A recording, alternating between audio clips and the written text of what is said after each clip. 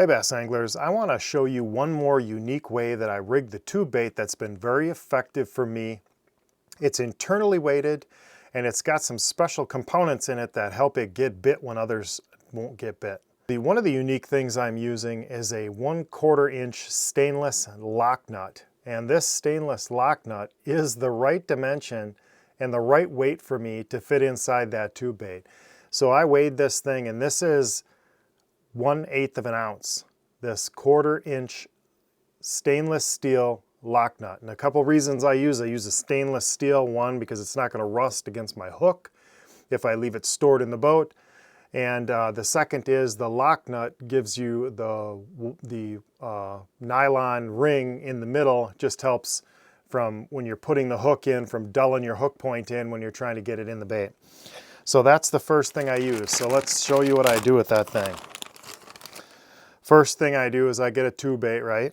And I'm going to put my lock nut, my 1/8 or my 1/4 inch 1/8 ounce lock nut is going to go up in the tube so that it is centered in the tube here. So there's a little bit of a procedure. Sometimes you can put some scent on it. If you've got any scents on it to help lubricate it, you can actually spit on it. The stainless steel is not going to kill you.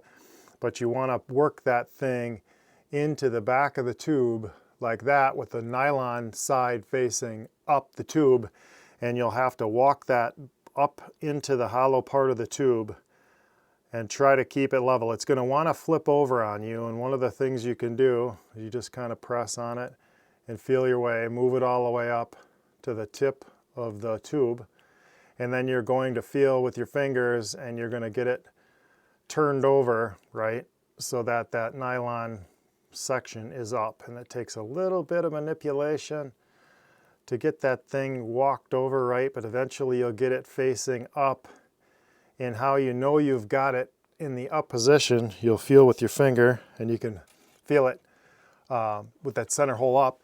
And then you're going to take your 4/0 EWG style hook, and when you put it into the top, you'll find the hole. See how that went easily in, and now you wrap it right around and come out right as it gets under there. Now that thing is locked in place, right? When I pull this down and I move this hook around, that thing is locked up in there in the center in that nylon area. So that thing is locked in there now, and I'm internally weighted with 1/8 of an ounce.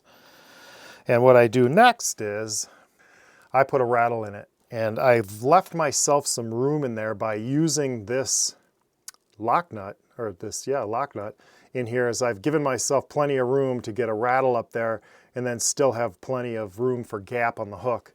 And what my rattle is, and I'll put a link in the description below because these are hard to get a hold of, but this is just shy of an 11mm ball, and they come in halves, and it's made of plastic. And inside that little ball, I put a stainless steel BB with an anti-rust coating on it, and I'll put a link in the description for that as well. But inside my little plastic ball half, I've got a BB, and that BB then inside that plastic ball half become the perfect rattle. Now they used to make these, but they stopped making them a long time ago. Can't find them anymore. Everything's glass and cylindrical, and I don't want a glass rattle in it. I want plastic, and I want that round so it fits nicely up inside of my tube. So I'll press that rattle in, and I'll move that rattle all the way up the tube until I'm up against the bottom side of that,